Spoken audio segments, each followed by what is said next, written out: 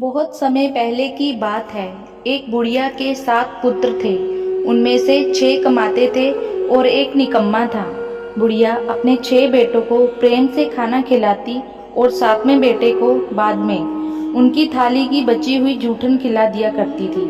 7वें बेटे की पत्नी इस बात से बड़ी दुखी थी, क्योंकि वह बहुत भोला था और ऐसी बातों पर ध्यान नहीं देता था।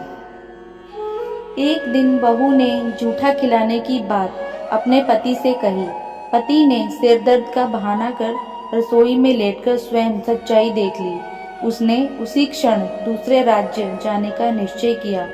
जब वह जाने लगा तो पत्नी ने उसकी निशानी मांगी। पत्नी को अंगूठी देकर वह चल पड़ा। दूसरे राज्य पहुंचते ही उसे एक सेठ की दुकान पर काम मिल गया और जल्दी ही उसने मेहनत से अपनी जगह बना ली। इधर बेटे के घर से चले जाने पर सास ससुर बहू पर अत्याचार करने लगे। घर का सारा काम करवा के उसे लकड़ियां लाने जंगल भेज देते और आने पर भूसे की रोटी और नारियल के खोल में पानी रख देते। इस तरह अपार कष्ट में बहू के दिन कट रहे थे। एक दिन लकड़ियां लाते समय रास्ते में उसने कुछ महिलाओं को संतोषी माता की पूजा करते देखा और उनसे पूजा की विधि पूछी। उनसे सुने अनुसार बहू ने भी कुछ लकड़ियां बेच दी और 1.25 रुपए का गुड़ चना लेकर संतोषी माता के मंदिर में जाकर संकल्प लिया। 2 शुक्रवार बीतते ही उसके पति का पता और पैसे दोनों आ गए। बहू ने मंदिर जाकर माता से फरियाद की कि उसके पति को वापस ला दे, उसको वरदान दे। माता संतोषी ने स्वप्न में बेटे को दर्शन दिए और बहू का दुखड़ा सुनाया। इसके साथ ही उसके काम को पूरा कर घर जाने का संकल्प कराया। माता के आशीर्वाद से दूसरे दिन ही बेटे का सब लेन देन का कामकाज निपट गया और वह कपड़ा गहना लेकर घर चल पड़ा।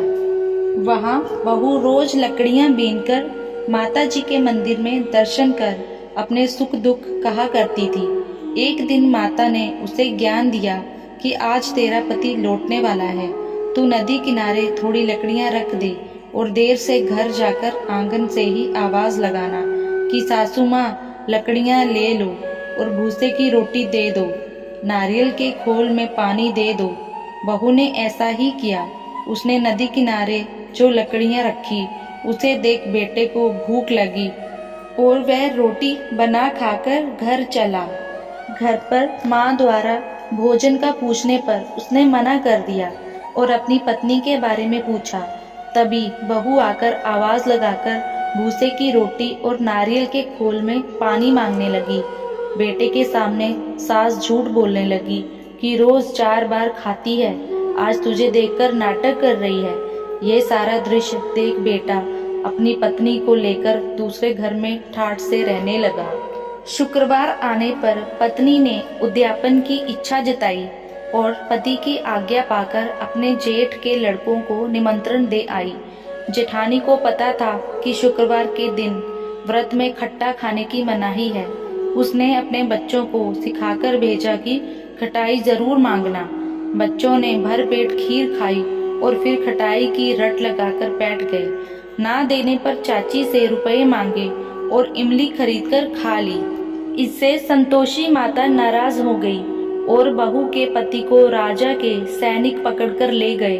बहू ने मंदिर जाकर माफी मांगी और वापस उद्यापन का संकल्प लिया। इसके साथ ही उसका पति राजा के यहाँ से छूटकर घर आ गया। अगले शुक्रवार को बहू ने ब्राह्मण के बच्चों को भोजन करने बुलाया और दक्षिणा में पैसे ना देकर एक एक फल दिया। इससे संतोषी माता प्रसन्न हुई और जल्दी ही बहू को एक सुंदर से पुत्र की प्राप्ति हुई। बहू को देखकर पूरे परिवार ने संतोषी माता का विधिवत पूजन शुरू कर दिया और अनंत सुख प्राप्त किया। इस व्रत में प्रातः काल स्नान आदि से निवृत्त होकर संतोषी माता को स्मरण कर दंडवत प्रणाम करें।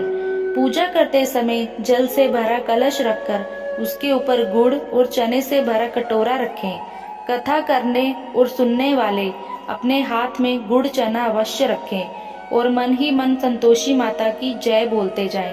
पूजा के लिए गुड़ चना अवश्य रखें और मन ही मन संतोषी माता की जय बोलते जाएं।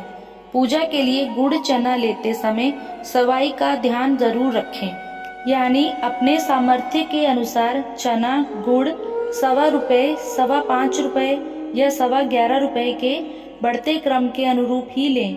कथा समाप्त होने पर हाथ का गुड़ चना गाय माता को खिला दें और कलश पर रखा चना गुड़ प्रसाद के रूप में बांट दें और स्वयं भी प्रसाद लें। इस विधि से तब तक व्रत करते रहें जब तक आपकी मनोकामना पूरी ना हो जाए। मनोकामना पूरी होने पर उद्यापन अवश्य करें। उद्यापन के लिए 2.5 सेर खाजा, मोहनदार पूड़ी, खीर, चने की सब्जी और नैवेद्य रखें। घी का दीपक जलाकर संतोषी माता की कथा करें।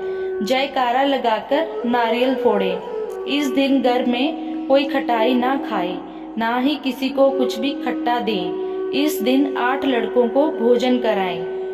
लड़के अपने कुटुंब के हो तो अच्छा, ना हो तो ब्राह्मण बालकों, रिश्तेदारों, पड़ोसियों के लड़कों को बुलाएं। भोजन करा के यथाशक्ति दक्षिणा दें, जिसमें पैसे के स्थान पर कोई फल देना अधिक अच्छा होता है। इस तरह विधि पूर्वक पूजा उद्यापन से घर में संतोषी माता की कृपा सदैव बनी रहती है। संतोषी माता की जय।